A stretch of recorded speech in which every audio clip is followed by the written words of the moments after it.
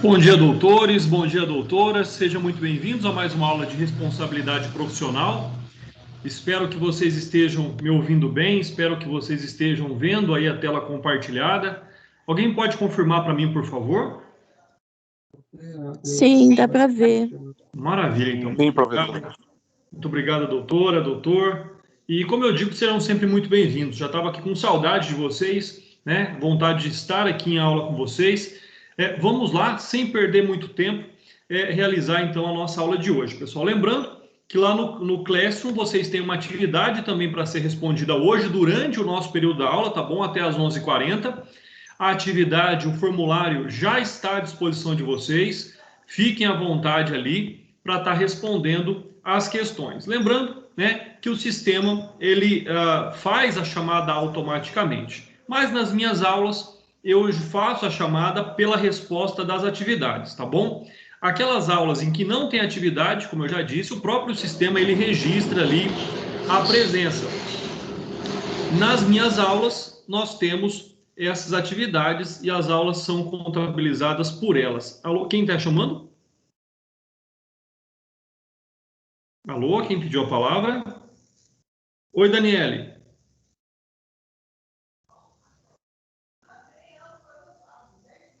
Daniele? Bom, deve ser um equipe. Sem querer, professor. Sem problema, tá? Qualquer coisa, fique à vontade. Qualquer dúvida, eu estou aqui à disposição. Então, vamos lá, pessoal. Hoje nós vamos falar, então, sobre bioética clínica e o direito médico. E nisso nós vamos, logicamente, abordar ali os princípios bioéticos, tá?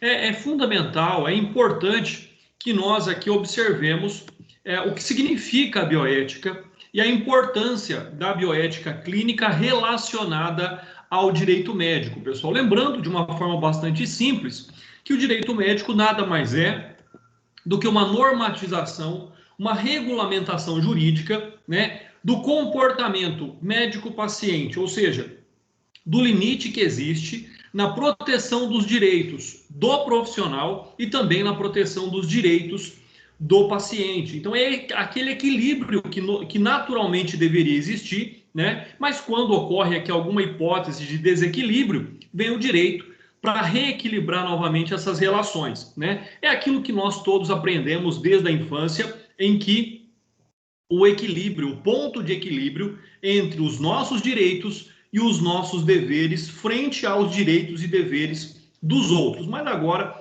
focado, então, para uma relação profissional, né? Essa é a grande importância desse tema.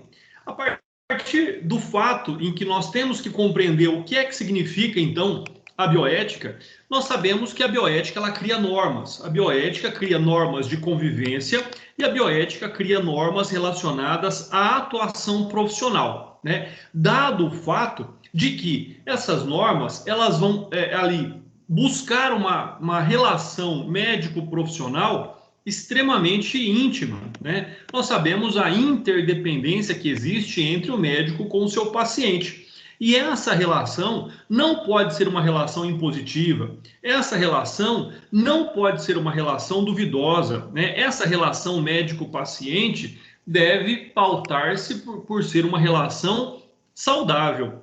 Nós sabemos que nem sempre foi assim, né? Nós sabemos que dentre tantos eventos, tantas modificações que nós tivemos na humanidade, as relações elas permearam por situações diferentes, né? Desde o paternalismo médico até o momento em que nós vivemos, que é o momento de ascensão da independência do paciente. Então, nós temos que compreender todas essas evoluções para que nós saibamos, então, o quanto essa relação saudável, ela vem, logicamente, evoluindo, né? E todas as relações, elas evoluem frente à aquisição de conhecimento.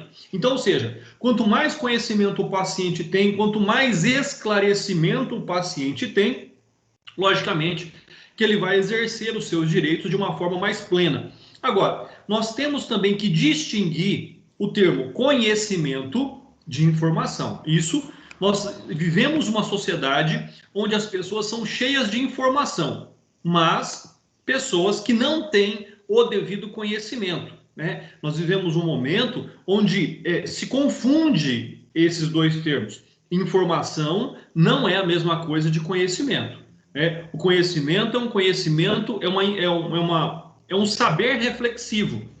E a informação é um saber repetitivo. Então, essa é a grande distinção que nós temos entre um saber reflexivo e um saber repetitivo. Informação, as pessoas somente repetem aquilo que elas absorvem sem compreender todos os nuances que envolvem aquele tema. Conhecimento não. Conhecimento a pessoa pode transmiti-lo desde que ela conheça a essência, a fonte, os princípios daquilo que ela está lidando. E essa é a grande importância, né?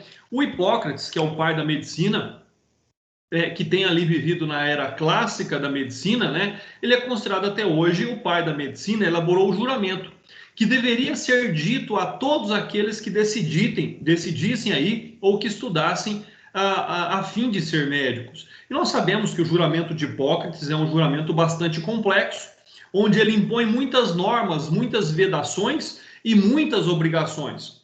Um outro fato muito e extremamente relevante para a bioética são as atrocidades que foram cometidas aí, principalmente durante a Segunda Guerra Mundial, né? Muitos experimentos biológicos, muitos experimentos químicos, né, que levaram, logicamente, ali a um sofrimento humano, né? Sem tratar aqui de questões, né, relacionadas ali a extinção em massa, ao genocídio. Não é isso, não é essa aqui o nosso objetivo. Não é uma questão ligada diretamente aos direitos humanos. Mas lembrando que os limites da bioética foram ali ultrapassados, os limites da atuação médica foram ultrapassados, né? Não levando em consideração aqueles que estavam servindo como cobaias. Eu nem vou dizer paciente, né? Mas como cobaias de experimentos que foram realizados durante a Segunda Guerra Mundial ali, né, pelos alemães. Então, esse é um aspecto que nós devemos observar. Um outro fato que aqui ele tem uma extrema importância, né, daquilo que aconteceu também nos Estados Unidos, principalmente ali nas décadas de 20 e de 30, né? Ou seja, onde também foram realizadas experiências com utilizações de pacientes negros ou deficientes físicos. Então, nós também não podemos aqui, né, dizer que somente a Segunda Guerra Mundial foi objeto de atrocidades, mas também, né, ali entre a Primeira e a Segunda Guerra Mundial, a Primeira Guerra Mundial, né, de 14 a 18, e ela também, ali os Estados Unidos, depois da Primeira Guerra Mundial, também realizou esses experimentos. O que nós temos que observar é que tudo isso gerou uma grande movimentação mundial. E essa movimentação mundial na preservação dos indivíduos contra esses experimentos em seres humanos, né, gerou, então, o Código de Nuremberg. Ou seja, o que é o Código de Nuremberg? O Código de Nuremberg é aquele que vem traçar noções acerca do comportamento bioético. Aquele que garante ao ser humano não ser tratado como simplesmente uma cobaia. Isso, logicamente, em termos bastante simples, né? E aí, então, nós temos um conceito daquilo que a bioética representa para nós hoje. Ou seja, a bioética visa proteger a vida e a relação do médico para com o seu paciente, posto que a dignidade humana deve ser preservada em todas as situações. Tanto é, né, que se nós observarmos aquilo que a Constituição Federal trata no artigo 5º, ela vai tratar dos direitos fundamentais. E dentre os direitos fundamentais do ser humano, nós temos, por exemplo, ali a dignidade humana, né, que envolve tudo aquilo que é necessário para que uma pessoa não seja despersonalizada, para que uma pessoa não seja tratada como um indigente, como alguém que não tem relevância jurídica. E não é assim que funciona, não é assim que se busca, não é assim que a nossa legislação ela vai permeando pela garantia dos nossos direitos individuais. Então, a partir do momento em que nós temos hoje uma Constituição Federal, né, que trata dos direitos fundamentais no artigo 5º, dos direitos sociais no artigo 6º, e dentre os direitos sociais, o direito à saúde, que nós temos lá do artigo 196 ao artigo 198, né, toda a organização da saúde e a garantia da saúde de uma forma igualitária e universal aos nacionais e aos estrangeiros que estejam em território nacional. Então, seja, né, é essa questão, é essa relação, e tudo vai, então, se basear aqui na dignidade da pessoa humana, né? E percebam que dignidade da pessoa humana, ela envolve todos esses direitos que eu acabei de falar para vocês. Direitos da personalidade, direitos individuais, direitos coletivos, né? Direitos sociais. Então, tudo isso vem de uma forma bastante importante.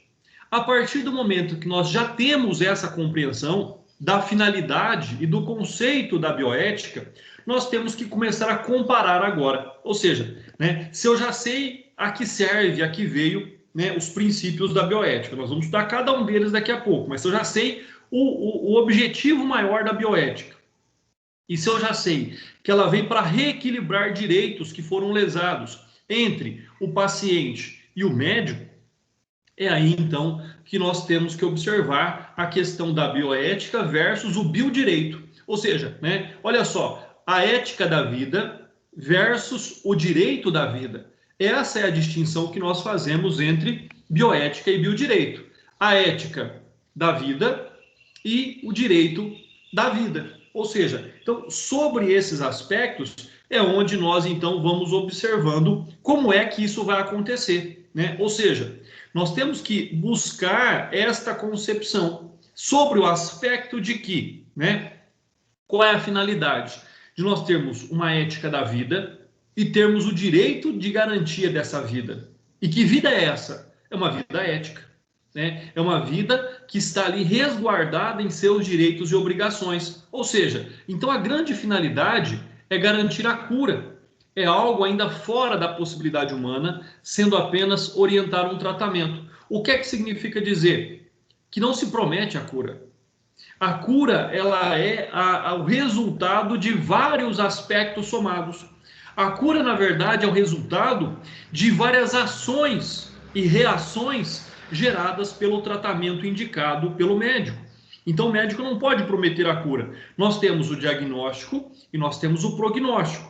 Ou seja, a partir do momento em que é dado um diagnóstico, nós temos um prognóstico. Olha, né, você pode melhorar, você pode atingir esse estado de saúde se o tratamento for realizado conforme a indicação. E ainda assim, existem outros fatores associados que são extremamente importantes, como, por exemplo, a recepção do organismo do paciente, né, das influências medicamentosas que ela vai ali sofrendo. Então, todos esses aspectos são influentes para que nós possamos alcançar essa possibilidade em saúde, né? Esse êxito do tratamento. Mas, logicamente, que não pode ser prometido. Não é algo em que o médico possa garantir, possa prometer. Por quê? Porque intercorrências, porque eventos adversos sempre podem acontecer. Seja de responsabilidade do médico, conforme nós já vimos na nossa primeira aula, né? Quando o médico pode causar um dano ao paciente de forma culposa, por imperícia, imprudência ou negligência, mas também pode causar um dano ao paciente com a intenção, né? Com o desejo de causar o mal, de causar o dano, e aí seria, então, um evento adverso doloso. Então, nós temos tanto a conduta dolosa quanto a conduta culposa. Então, todos esses aspectos são ali extremamente relevantes para que nós possamos verificar isso, né? É lógico, conforme aí a doutrina nos traz, nós temos, né, a evolução também da compreensão da doença. E até hoje nós temos aí ações e compreensões bastante distintas sobre a doença, né? Muitas pessoas ainda têm a concepção de que a doença é, na verdade, ali um ato de vingança dos deuses, né, de uma força maior. Muitas pessoas têm a compreensão de que a doença, na verdade, é uma retribuição pelas más condutas do indivíduo. E, logicamente, nós temos, né, o fato de que as doenças nada mais são do que, né, muitas vezes o meio, a influência sobre o meio e não sobre a pessoa. A pessoa sofre as consequências que o meio sofre a influência. Então, só que no passado, elas eram encaradas como algo sobrenatural, né? Por essa razão, o único tratamento disponível era magia, rituais e espantavam os demônios que traziam ali as doenças. É lógico que nós vamos evoluindo. É lógico que a partir de hoje, diante de tanto conhecimento acumulado, né, de cientistas, pesquisadores, né, depois do reconhecimento da importância da ciência, né, como única forma de compreender a doença, de compreender as causas da doença, de compreender as consequências da doença, né, depois de tanto conhecimento acumulado, e eu falo conhecimento e não informação, né, é o momento em que nós temos, então, onde é possível diagnosticar uma doença, né? É possível indicar um tratamento adequado. Pode ser que não seja o único, pode ser que existam tratamentos alternativos. Por isso que é dado ao paciente a autonomia de decidir sobre o seu tratamento, né? É por isso que nós temos profissionais da saúde cada vez mais capacitados, cada vez mais presentes ali, atualizados, em razão de poder atender melhor ali os pacientes, né?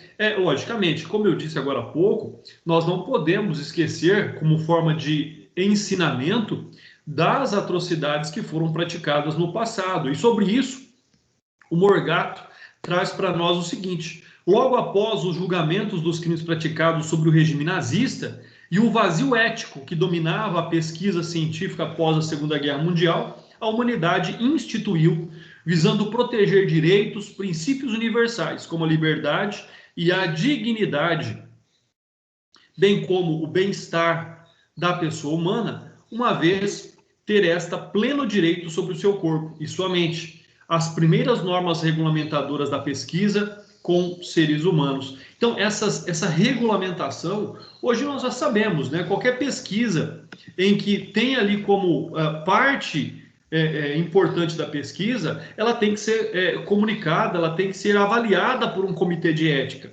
Eu faço parte do Comitê de Ética e Pesquisa da Universidade do Brasil e nós analisamos, nós damos pareceres ali sobre muitas pesquisas realizadas. E o que nós observamos, na verdade, é a segurança do paciente. É a segurança do paciente, né, do sujeito da pesquisa, sobre as suas informações, sobre o material biológico, que por vezes ele é retirado do paciente para poder observar e realizar a pesquisa. Então, todos esses aspectos são minuciosamente analisados sobre vários pontos de vista diferentes, tanto sobre, né, preservando ali a dignidade do indivíduo, mas também levando-se em consideração, né, o processamento de dados, levando-se em consideração a consequência dessas pesquisas, a finalidade da pesquisa.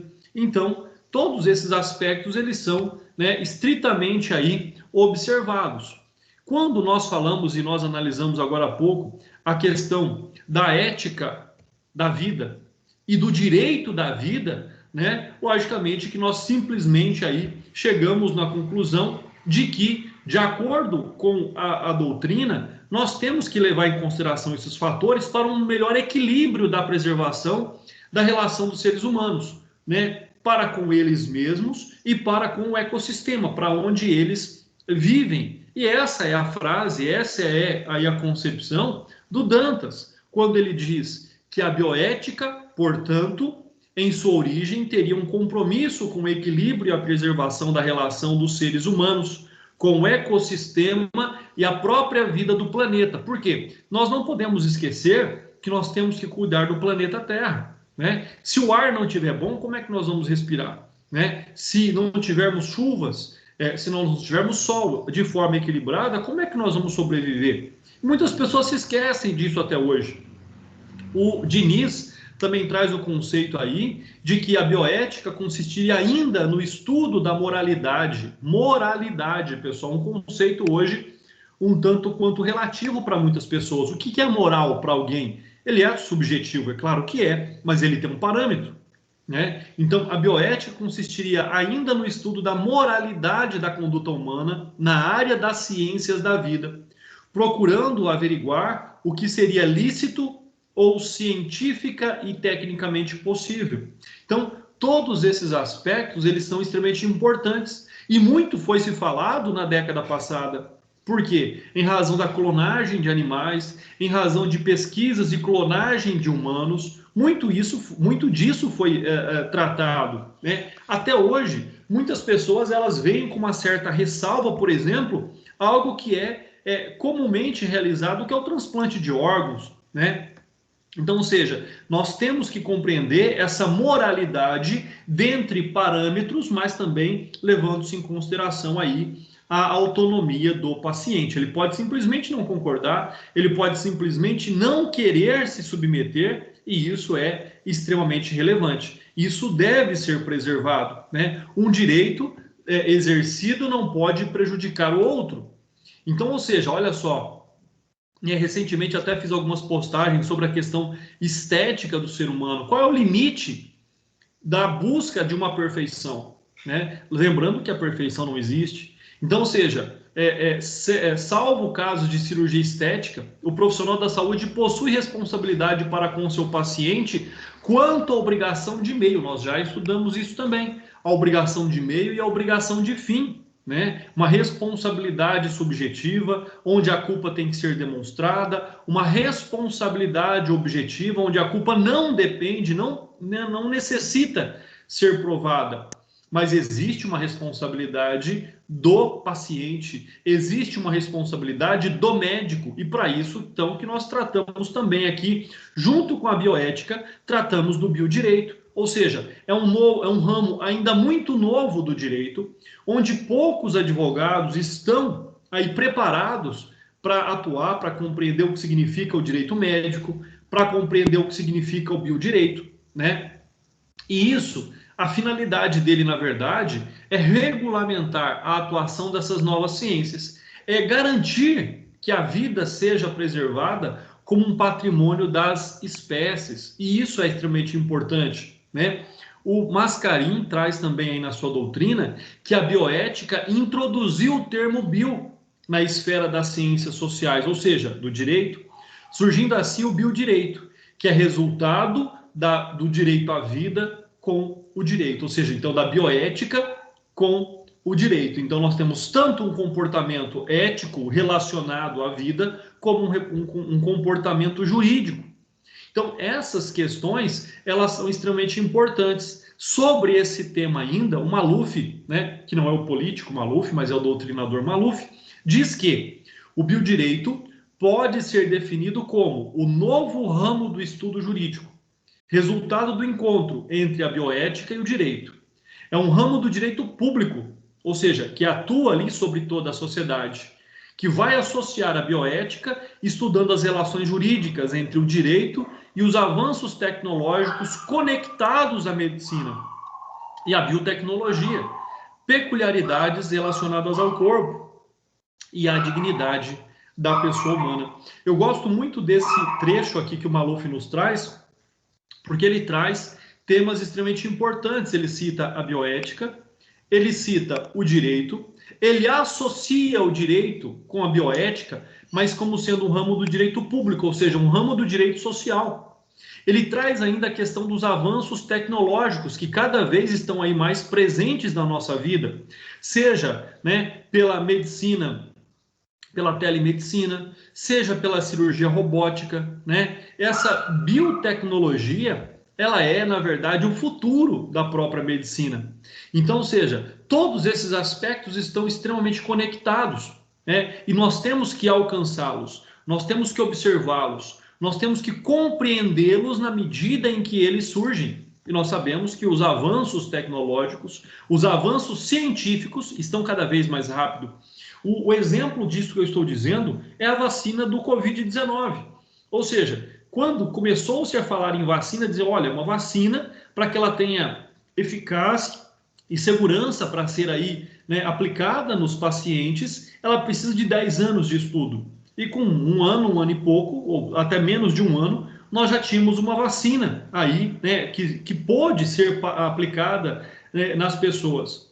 Nós não sabemos ainda todos os limites de proteção, né, de imunidade ou de tempo de imunidade, de imunização, que essa vacina nos trará, mas nós temos uma vacina e, logicamente, que ela é extremamente importante, né? Eu aqui, como professor, não vejo a hora de ser vacinado também, pessoal. Então, sobre esses aspectos, nós temos duas questões. O direito é uma ciência inexata, pessoal. Tudo pode ser no direito, dependendo do ponto de vista, dependendo da argumentação, dependendo da defesa.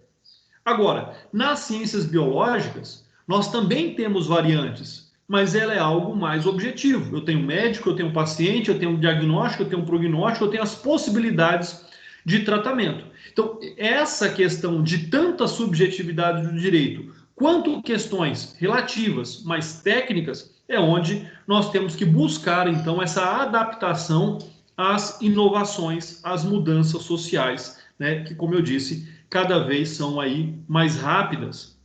E para garantir a proteção de todas as espécies, é essencial que hajam limites para a atuação humana. Posto que com os avanços da engenharia genética e biotecnológica, é fácil constatar que se não houver limites, muitas pessoas vão brincar de Deus e criar novas espécies, alterando organismos já existentes, né? Muitas teorias da conspiração vão dizer que essas doenças que emanam da China são criadas em laboratório, como a gente acaba ouvindo por aí, por uma pessoa ou por outra, né? Agora, tendo esses limites, é onde nós vamos saber que ninguém, independentemente, eu não estou aqui dizendo que isso tenha acontecido, mas ninguém vai agir de forma lícita, né, dessa forma. Ilicitamente, infringindo essas normas, essas legislações e esses princípios, nós sabemos que isso pode acontecer. Mas isso, as pessoas serão, então, responsabilizadas criminalmente pelas suas ações. E, logicamente, que nós buscamos e temos que ter uma responsabilidade social individual. Não adianta pensar só no coletivo, né? Não adianta pensar só no macro. Nós temos que pensar em nós, na nossa micro-realidade. Como cada um de nós lida com a moralidade, como cada um de nós vai lidar futuramente como profissionais com o paciente. Essa é a questão, né? Não adianta esperar que isso venha de cima, não adianta esperar que isso venha do outro. O que é que cada um de nós está fazendo aí de forma, utilizando a nossa inteligência, utilizando a nossa autonomia, né, para o bem comum, para o bem social.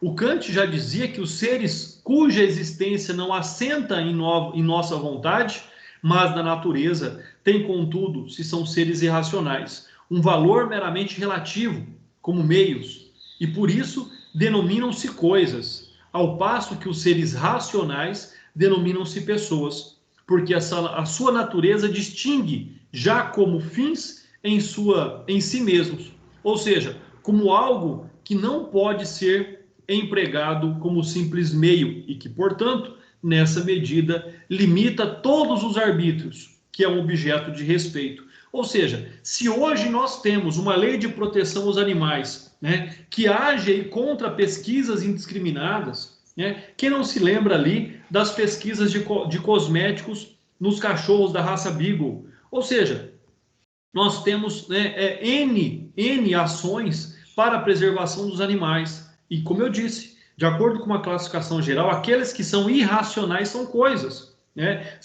Devem ser utilizados à melhor condição, né, de oferecimento de uma vida para nós, mas, logicamente, também preservados na sua essência, na sua vida, que não sejam submetidos, né, a tratamentos degradantes, a sofrimento e nada nesse sentido. Ou seja, e é por isso tudo, né, que nós temos aí o biodireito e a bioética, né? Os dois unidos têm uma missão, e essa missão é garantir que a ciência vá, de fato, contribuir para o progresso da humanidade e não acabar com a vida no nosso planeta, né? Nós sabemos que a ganância, ela gera o desmatamento, ela gera o aquecimento global, ela gera várias situações que acabam nos prejudicando. Muitas cidades começam a ter racionamento de água já, e olha só que a seca nem começou, né? Pelo menos aqui não na nossa região. Então, tudo isso, ela vem agindo aí, logicamente, como consequência negativa para a própria humanidade.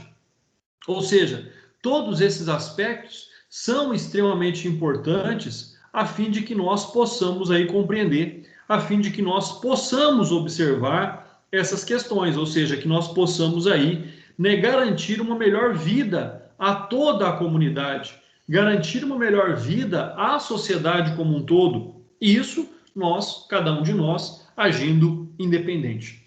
Pessoal, vamos aqui entrando aos princípios da bioética. Pessoal, até aqui tudo certo? Alguém gostaria de fazer algum comentário, falar alguma coisa, alguma pergunta? Tranquilo, professor. Maravilha, então, pessoal. Muito obrigado aí, doutor Daniel. Muito obrigado pela participação.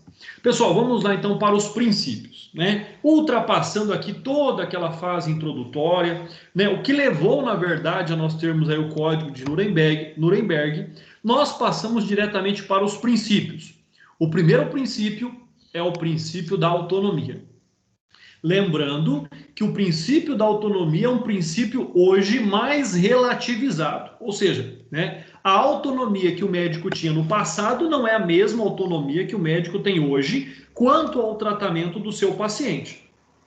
E a autonomia do paciente é muito maior do que a autonomia que ele tinha no passado. O que significa dizer que o princípio da autonomia ele está diretamente ligado e corresponde à exata capacidade do governo próprio conferido ao homem. Ou seja, então, cada ser humano tem o governo próprio da sua vida, mediante o qual ele decide. Ele, como sendo uma pessoa capaz, né, tomar as suas próprias decisões relativas ao método de tratamento a ser utilizado pelo profissional médico. E é por isso que o médico tem que cada vez mais também se resguardar, né? O médico precisa sempre se resguardar e esse resguardo ele tem que ser um resguardo documental, né? As palavras, pessoal, a fala de um indivíduo hoje já não tem tanto valor assim, né? Então, ou seja, tudo que o médico vai fazer, ele tem que estar preservado, ele tem que estar protegido documentalmente. E essa proteção documental, né, levando-se em consideração aqui a atuação médica, ela se resume no termo, né, de consentimento livre esclarecido, ou seja, ela se concentra no TECLE, termo de conhecimento livre e esclarecido. Ou seja, é o paciente estando ciente de tudo. Qual paciente, André? Paciente maior e capaz. Tá? Logicamente que eu não estou falando de crianças e não estou falando de pessoas que têm algum tipo de deficiência mental ou estejam em condição que não tem esse discernimento. Então, ou seja, né, a partir do momento em que eu tenho um paciente maior e capaz, ele tem autonomia de discernimento. Ou seja, ele tem autonomia de decidir quanto ao seu tratamento. Então, essa é a questão. André, e se ele não tem autonomia? Se ele é menor de idade? Se ele está incapaz ou incapacitado naquele momento para decidir. E isso aumenta a autonomia do médico. Lembrem-se o seguinte, nós estamos numa balança. Paciente capaz, a autonomia do médico diminui. Paciente incapaz, a autonomia do médico aumenta. É assim que funciona. É um equilíbrio, é uma balança. Paciente capaz, a autonomia é igual para os dois, para o médico e para o paciente. Tá? Então, esse é um aspecto que nós vamos observando. Tá? É uma situação em que cada vez ela começa a ser mais clara. Então, o primeiro princípio que nós temos é o princípio da autonomia. O segundo princípio é o princípio da beneficência, ou seja, sempre fazer o bem. Né? De acordo aí com o Pereira, beneficência vem de bonum facere, que no original significa fazer o bem. É o critério mais antigo da ética médica, tendo suas raízes na medicina. Então, o princípio da beneficência é presumir, né, de forma absoluta que o médico nunca fará o mal ao seu paciente. Né? É a presunção de que o médico existe para fazer o bem ao seu paciente. Tanto é que Hipócrates já dizia, né? Quando você não puder curar, que console. Né? Ou melhor, quando você não puder curar, que amenize a dor. Quando não puder amenizar a dor, que pelo menos console. Então, esse é a essência do princípio da beneficência. Então, o primeiro princípio que nós vimos é o princípio da autonomia. Segundo princípio é o princípio da beneficência, aquele princípio que nos traz o entendimento de que o médico sempre deve fazer o melhor, o médico sempre deve agir para o bem do seu paciente. Terceiro princípio, princípio da justiça. Então, autonomia, beneficência, justiça, né? O princípio da justiça ele está ligado ao princípio do biodireito. O princípio da justiça, que é um princípio biomédico, está ligado ao biodireito. Por quê? Sobre a condição, sobre o aspecto de que, num contexto bioético, nós temos as obrigações, nós temos direitos e deveres. E a distribuição dos bens e dos serviços de saúde deve ser de forma justa e equânime. Ou seja, é por isso que nós temos lá o artigo 196 da Constituição Federal. Ou seja, é a diretriz normativa maior sobre a saúde justa no Brasil, né? E o que é que se considera como uma saúde justa no Brasil, né? Quando nós aqui observamos, quando nós lemos aquilo que diz o artigo 196, nós temos a seguinte redação, né? O artigo 196, a Lei 8.080/90, nos traz aí garantias legais de saúde. Ou seja, o artigo 196, ele vai dizer o seguinte para nós. Ele vai dizer o seguinte: a saúde é um direito de todos e dever do Estado. Olha só, a saúde é um direito de todos e dever do Estado, vírgula, garantido mediante políticas sociais e econômicas que visem a redução dos riscos de doença e outros agravos e ao acesso universal e igualitário às ações e serviços para a promoção, proteção e recuperação. Olha como é amplo isso. E esse é um dos artigos mais questionados, mais analisados no que tange a saúde pública no Brasil. Olha só, mais uma vez, artigo 196 da Constituição Federal. A saúde é direito de todos e dever do Estado, garantido mediante políticas sociais e econômicas que visem a redução dos riscos de doença e de outros agravos e ao acesso universal e igualitário às ações e serviços para a sua promoção, proteção e recuperação. Pessoal, se vocês quiserem ver a complexidade e a extensão deste artigo, façam um exercício simples. Procurem aí no dicionário o que é que significa cada um desses termos que compõem o artigo 196. Vocês vão conseguir observar a amplitude do princípio da justiça quando nós tratamos da bioética. Então, esse princípio, mais uma vez, ele aponta para a obrigação de garantir uma distribuição dos bens e serviços de saúde de forma justa e equânime. Tanto é que no artigo 196 ele traz a igualdade. E dentre os princípios da saúde, nós temos a equidade. Essa é uma grande questão. É isso que se questiona. Igualdade é dar igual a todos. Equidade é dar mais a quem mais precisa e dar menos a quem menos precisa. Então, na verdade, quando o artigo 196 fala em igualdade, ele está dizendo que ninguém pode ser discriminado. Mas, na verdade, quem menos tem, quem mais precisa, mais tem que encontrar. Então, essa é a grande questão que muitas pessoas compreendem errado o artigo 196. Na verdade, essa igualdade quer dizer que ninguém será discriminado, ninguém será privado do acesso à saúde. Mas a saúde será provida de forma equânime, ou seja, nos princípios e nos termos da equidade. Então, isso é o que trata para nós aqui o princípio da justiça. Então, mais uma vez, igualdade, beneficência, justiça e não maleficência, que nós vamos ver daqui a pouco. Tá? E aí eu já até tinha colocado aqui para vocês o artigo 196, que nós já fizemos essa análise então, né? O quarto princípio é o princípio da não maleficência, ou seja, ele nem precisaria existir, se nós formos analisar claramente. Por quê? Porque nós já temos o princípio da beneficência. Se eu tenho o princípio da beneficência, não haveria necessidade de eu ter o princípio da não maleficência, mas é para ficar claro. É para que ninguém tenha dúvida. que o médico deve comprometer-se com o máximo de benefício e o mínimo de risco, o mínimo de dano ao paciente.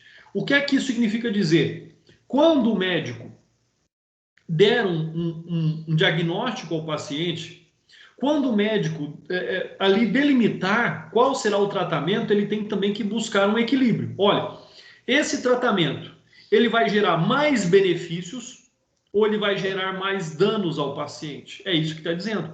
Então, o médico nunca deve optar em fazer o mal. Nesse equilíbrio entre o bom e o ruim, entre o prejuízo e o benefício, sempre optar pelo benefício ao paciente. Pessoal, nós sabemos, existem quadros clínicos que são irreversíveis. E tudo que você fizer dali para frente, talvez possa gerar mais dano, mais dor, mais sofrimento físico e psicológico ao paciente. Então é aí que você tem que entrar com o tratamento paliativo, né? Que é aquilo que nós falamos agora há pouco. Eu não posso curar, então eu tenho que amenizar essa dor. Eu tenho que amenizar a condição do paciente. Ele não tem cura. O quadro clínico é irreversível. A ciência ainda não descobriu uma tecnologia, uma ciência adequada para poder gerar esse benefício ao paciente. Então é onde nós temos o princípio da não maleficência. O médico deve comprometer-se com o máximo de benefícios e o mínimo de danos e riscos ao paciente, né? Os referidos princípios visam aumentar a proteção da relação médico para com seu paciente, bem como com o ser humano e o meio que o cerca, de forma a tornar mais responsável a manipulação do meio ambiente como um todo, tendo em vistas que as consequências podem ser desastrosas. O médico vai fazer tudo aquilo que o paciente quer? Também não.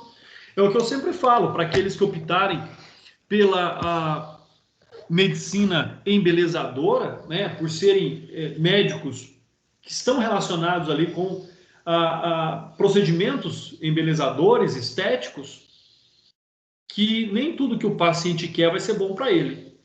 Aquela cirurgia plástica que ele quer fazer não combina com ele, não pode ser feita. E se fizer, o resultado não será o que ele espera, né? Então é onde o médico ele tem que ter a coragem, ele tem que ter a autonomia de dizer, não, eu não faço esse procedimento que você quer, porque ele não é recomendado para você, porque ele não é adequado para você, porque você não vai conseguir atingir o resultado que você espera, né? É ter essa concepção de que nem tudo que o paciente quer é o melhor para ele. E logicamente, né, o médico não é obrigado a fazer, senão salvo num caso de iminente risco de vida. Do contrário, né, nesses procedimentos embelezadores, né, ou seja, que não levam a pessoa a um risco de vida, não há necessidade do médico ceder à vontade do paciente, uma vontade impensada, uma vontade irracional, uma vontade não técnica. Então, é esse o aspecto também que nós temos aqui que observar, né? Ou seja, é o fato de que o que nós estamos estudando nessa aula de hoje nada mais é do que a proteção da vida. E como eu disse, uma vida vivida com dignidade. Né? Esse é um aspecto. Pessoal, a vida hoje não é mais um direito absoluto, como era no passado. A vida tem que ser mantida a qualquer custo? Nem sempre. Não é assim que funciona mais.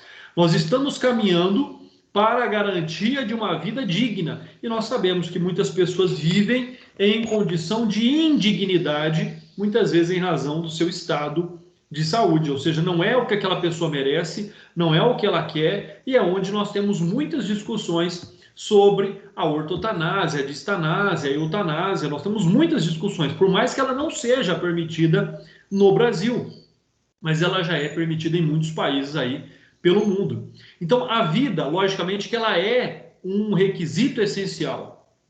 A pessoa só pode exercer o seu direito em vida, muito embora essa dignidade pode ir muito além da existência humana, né? Por quê? Porque ainda assim o cadáver, o pós-vida, ainda é protegido pela lei, uma vez que a sua memória deve ser preservada. E é por isso que se tornou crime recentemente, aí, né, a partir de 2019, aquela divulgação de imagem, né, de pessoas mortas pelas redes sociais, pelos grupos de WhatsApp, né, como aconteceu, por exemplo, com o cantor Cristiano Araújo, como acontece com celebridades durante a autópsia. Então, ou seja, a dignidade da pessoa humana, ela também ultrapassa a vida, né? Como médicos que tiram selfie durante cirurgias ou após a pessoa morrer, né? Toda aquela discussão que nós tivemos lá no caso do Maradona, na Argentina, com aquele relacionado àquele médico. Então nós temos aí um cuidado, né? Uma situação onde o médico ele tem uma responsabilidade, onde aqui no Brasil muitas situações, por exemplo, uma médica recém-formada tirou uma selfie com uma paciente agonizando ao fundo. Ou seja, olha só, né, os absurdos e as situações que nós observamos. Então, essa proteção à vida está diretamente relacionada aos 4 princípios da bioética, né? E é onde a Constituição Federal, né, de acordo com o artigo 5º, os seus direitos fundamentais, garante ali a todo brasileiro, a todo estrangeiro que esteja aqui no Brasil, direito à saúde, direito à vida, né? E estando submetido a esses 4 princípios da bioética. Então, sobre esses aspectos, é onde nós observamos aí o fato de que, né, nós temos uma evolução. Nós temos uma evolução na compreensão, nós temos uma evolução na observação do trato, da relação médico-paciente. Ou seja, onde nós temos, na verdade, né, essa evolução, ela nos traz a uma proteção legal frente a todas essas transformações, frente a todo o aspecto de que todo ser vivo é portador de direitos. Sejam os seres vivos racionais, sejam os seres vivos irracionais, né? Sejam os vegetais, também são, né? Nós não temos a lei contra o desmatamento, então os seres vivos, sejam eles animais ou vegetais, têm direitos. E esses direitos devem, logicamente, serem preservados, serem equilibrados, né? O equilíbrio é eu poder retirar na medida em que ele não se extinga. Quando nós pensamos que a vida é o primeiro de todos os direitos naturais do ser humano. Então, percebam a importância da profissão de vocês. Vocês lidarão com o que existe de melhor, o que existe de mais caro, o que existe de mais importante ao ser humano, que é a vida, né? E vocês lidarão com aquela vida que tanto é uma vida digna, quanto é uma vida decadente, quanto é uma vida indigna, por vezes em razão da doença. E isso vai vincular o ser humano desde o nascer até o morrer, né? Então, todos os profissionais, a sociedade, né, o Estado devem agir de forma a proteger a vida. E lembrem-se, sempre, uma vida digna. Não importa quem a pessoa, não importa qual a instrução que essa pessoa tem, não importa qual nível econômico essa pessoa tenha, não importa qual nível de instrução, de conhecimento, de educação que essa pessoa tenha, ainda assim ela terá direito a uma vida digna. Então, esses aspectos, eles devem ser sempre analisados, eles devem sempre ser pautados na atuação do médico, na atuação profissional do médico, né? O Sarlet, ele diz que há quem aponte para o fato de que a dignidade da pessoa não deve ser considerada exclusivamente como algo inerente à natureza humana. Isto na medida em que a dignidade possui também o seu sentido cultural, sendo fruto do trabalho de diversas gerações e da humanidade em seu todo, razão pela qual as dimensões natural e cultural da dignidade da pessoa se completam e integram mutuamente, guardando, além disso, relação direta com o que se poderá designar de dimensão prestacional da dignidade. Compreender o ser humano, pessoal, lidar com a pessoa é algo muito complexo, já que somos formados de experiências distintas. Cada um tem uma criação na sua casa, cada um tem os seus próprios dogmas, cada um, em razão da região em que mora, tem a sua própria cultura. Então, imagina, né, o quanto de diversidade que nós temos aqui agora, né? E agradeço aqui, né? É importante que eu agradeça a presença de cada um de vocês. Nessa manhã de quarta-feira, nós estamos em mais de 70 pessoas aqui na nossa aula. Pessoal, muito obrigado de coração, né? Eu fico muito feliz com tanta gente aqui acompanhando a nossa aula, né? Refletindo aí do outro lado sobre aquilo que eu estou dizendo, compreendendo essa miscelânea cultural que nós estamos aqui vivendo, né? Eu nem imagino, nem posso imaginar onde é que cada um de vocês está, a condição e o local onde vocês estão, a cultura, a bagagem cultural que cada um de vocês trazem, o pensamento, os seus dogmas, suas limitações, as suas experiências, né? As suas divergências, talvez com aquilo que eu estou dizendo, com certeza todos têm o direito de concordar ou divergir sobre algum ponto, e essa é o grande aspecto. É isso que gera, na verdade, essa reflexão desse pequeno conhecimento que nós estamos tratando até agora. Ou seja, o fato de que vocês estão se preparando para uma atuação profissional, né? Quem sabe aí no futuro a minha vida vai estar na mão de vocês. Em alguma UBS, em algum hospital, em alguma emergência, ninguém sabe. Às vezes você pode me atender lá, você pode atender alguém da minha família, vocês podem se atender mutuamente, onde todos nós estaremos aí dependentes um do outro, né? E a medicina, como direito, ela está intimamente ligada à vida humana. Eu, como advogado, eu lido também com a vida, porque a vida é formada por direitos, por expectativas, e nós não podemos parar no tempo. Nós temos que evoluir, nós temos que entender a melhor forma de prover à sociedade os seus direitos. Mas vocês, de forma específica, como profissionais da saúde, devem respeitar, devem informar o paciente acerca do seu estado de saúde. Eu sei que não deve ser fácil, né, dizer para o paciente, talvez, que ele tenha lá, né, alguns dias de vida, alguns meses de vida, mas é um direito dele ter essa informação. E se essa informação for trazer, logicamente, muito mal para ele ou for causar um dano a ele, que seja dada essa notícia aos familiares, bem como a quais os procedimentos que serão utilizados. Por isso que vocês têm que compreender, vocês têm que estudar muito, vocês têm que compreender que às vezes existem alternativas ao tratamento. A pessoa pode optar por alternativas, a pessoa pode querer um tratamento menos invasivo, né? E isso vem crescendo cada dia mais.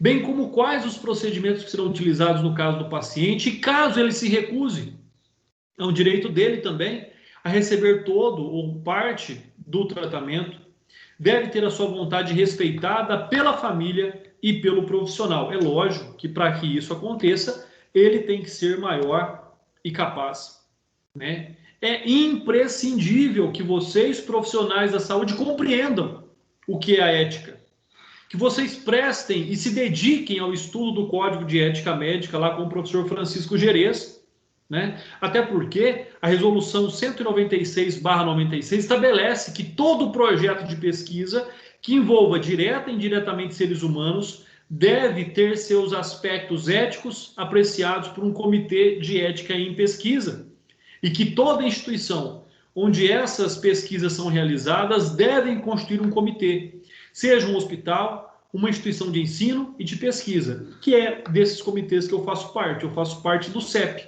do Comitê de Ética e Pesquisa da Universidade de Brasil, onde nós analisamos N projetos sobre a proteção do sujeito da pesquisa, sobre a finalidade da pesquisa, se essa pesquisa está cumprindo ali os princípios bioéticos, né, da autonomia, da beneficência, da não maleficência, da justiça, se essa pesquisa ela é mais benéfica ou mais maléfica ao paciente e à sociedade.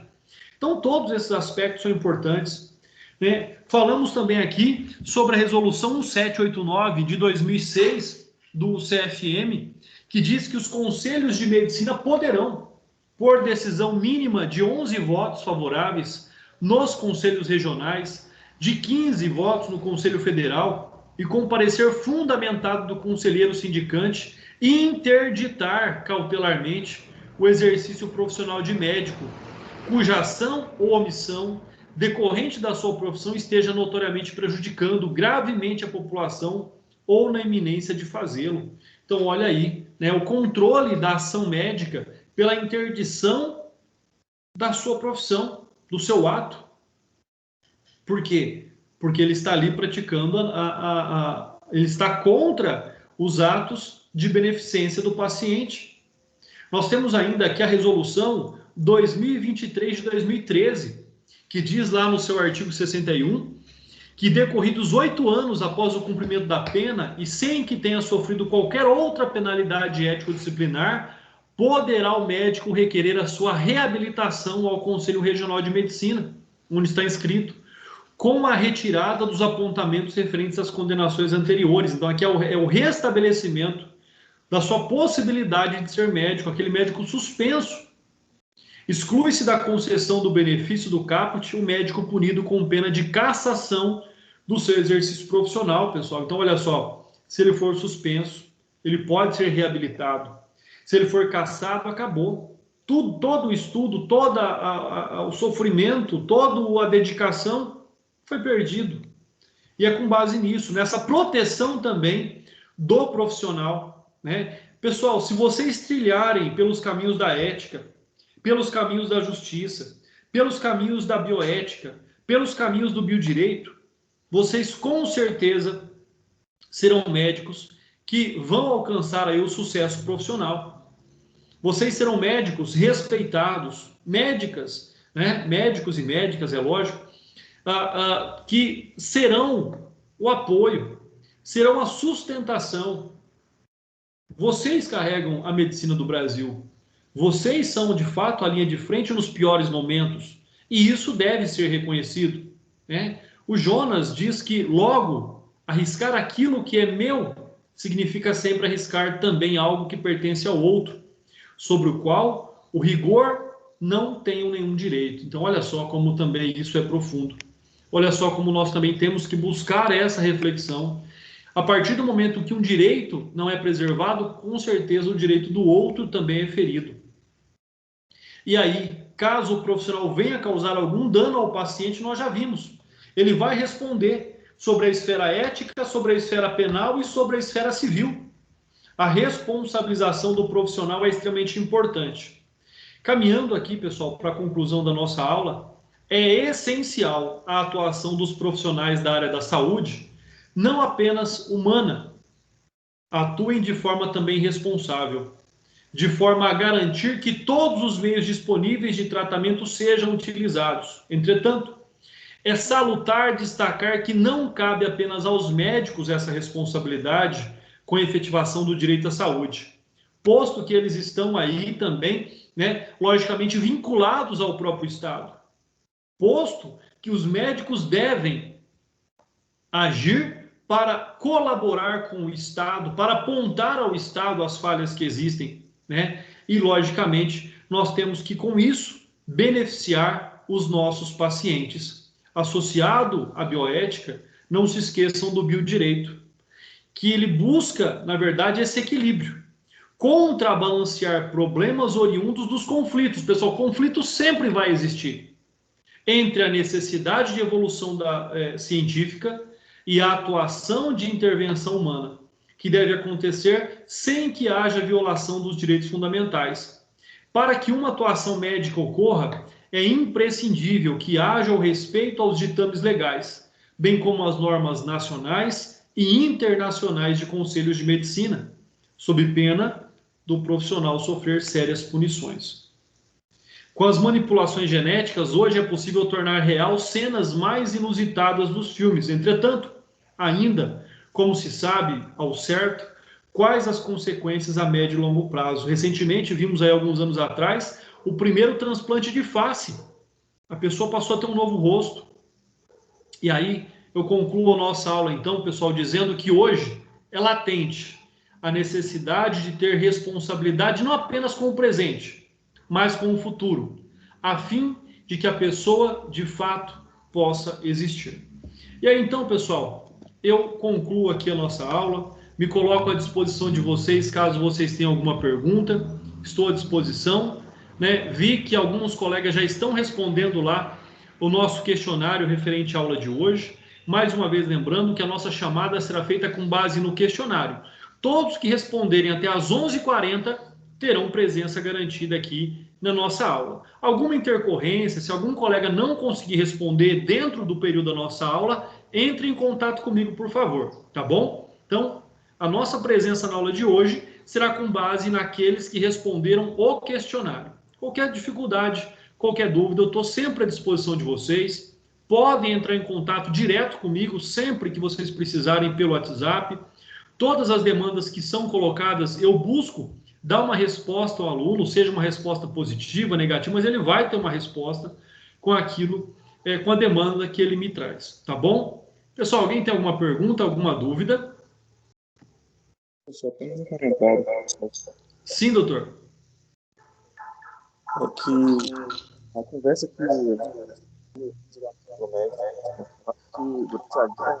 Doutor, eu não estou entendendo, tá cortando um pouquinho a fala, doutor, eu não estou conseguindo compreender. tá cortando, tá conseguindo ouvir, professor? Agora parece que melhorou. Ok. Então, sobre a questão da guerra que você falou, conversando com amigos médicos, eles costumam falar que foi a época que mais houve evolução na medicina, foi a época da guerra. Assim, Sim, isso é verdade. essa Rompendo questão, esses limites bioéticos. exato, exato. Tipo assim, apesar de ter tido genocídio, uma série de coisas negativas, assim, o positivo, assim, entre aspas, foi exatamente a evolução da medicina nesse período. E um outro comentário é só sobre, por exemplo, que no Brasil, outro dia eu estava vendo uma reportagem sobre as células-tronco, que tem uma certa dificuldade de ser feita no Brasil por causa de algumas barreiras sanitárias que são feitas por talvez algum conceito que talvez não seja entendido no Brasil, entendeu? É só um comentário só para poder complementar.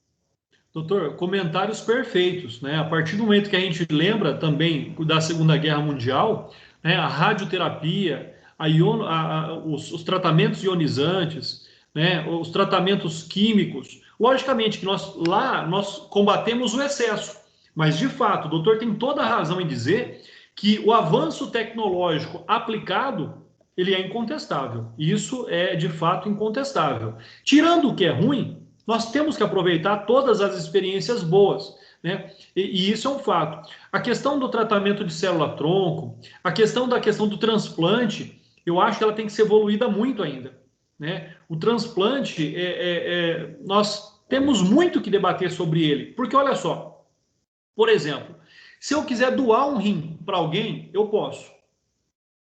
A partir do momento em que ninguém permite que eu venda um rim meu, é onde nós temos o mercado negro de órgãos. Então, ou seja, são muitos aspectos que nós temos que tratar. Por que eu posso doar e eu não posso vender aquilo que é meu? Eu posso dispor gratuitamente, mas eu não posso dispor onerosamente. Né? Eu nem estou dizendo que é certo ou errado, mas é algo que pode ser discutido. Por que eu não posso?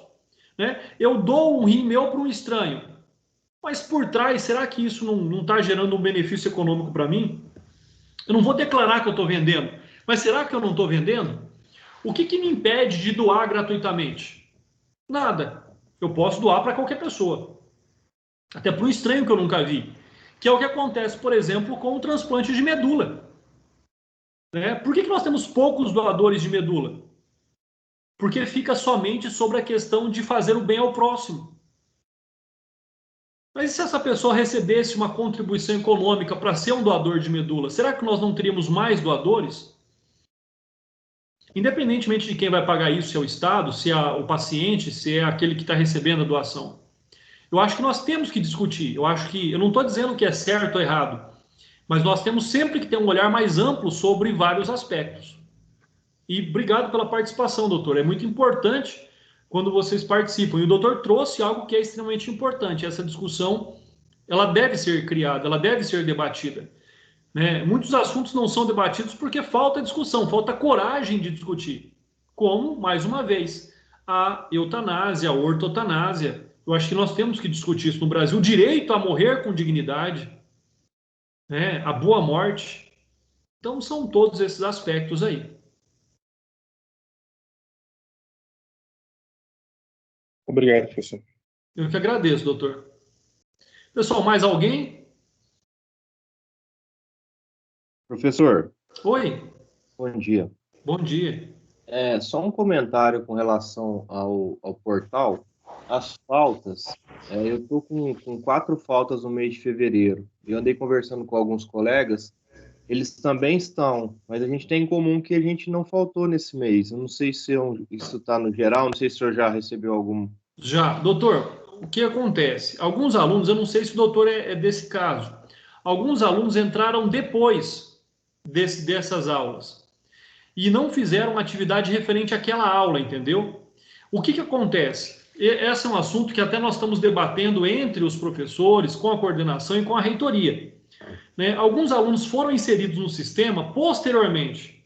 Como é que eu posso colocar presença para alguém que não estava na aula, entendeu? Então nós estamos debatendo essas questões, nós estamos buscando uma solução para isso. Por quê? Porque o diário é um documento, né? Se o doutor foi inserido, por exemplo, lá em abril, lá em março, eu não posso deixar o doutor com presença no período anterior à matrícula, porque eu não estava presente. Professor, só que comigo aconteceu isso também, e eu fui inserida logo no começo. Também não é o meu caso que o senhor está falando. Sim, sem problema. Então, essas questões nós estamos resolvendo individualmente. O que eu peço, caso vocês ainda tenham essa situação, me mandem um WhatsApp com o nome completo, RA, turma e curso. Manda um WhatsApp para mim, pega meu telefone com o representante de sala, tá? E aí eu vou ver cada um dos casos. Por quê? Eu estou pedindo para a secretaria a data de matrícula de cada um. Porque aí eu vou saber exatamente a partir de quando que eu tenho que contar presença e falta, entendeu? Para não ter esse problema. Mas essas situações, o que eu peço? Me manda, até uma colega me mandou ontem, eu vou ver isso no final de semana, que eu vou ter que ver com calma. Então me mande um WhatsApp, me dizendo, olha, estou com falta no dia tal, ou no mês de fevereiro, me manda especificando onde é que está a sua falta, qual o seu nome, o seu RA, a sua turma e o seu curso, que eu vou verificar cada caso pontualmente, tá bom? Tá ok. Eu vou mandar então, professor. Muito obrigado, doutor. E a doutora Bianca também, por favor, me manda depois para eu poder verificar. Tá legal, professor. Obrigado, pessoal. Pessoal, então, qualquer coisa, eu estou sempre à disposição de vocês. Um forte abraço, fiquem com Deus, muita saúde e até a nossa próxima aula, pessoal. Um abraço. Tchau, tchau. Tchau, professor. Tchau, professor. Obrigado.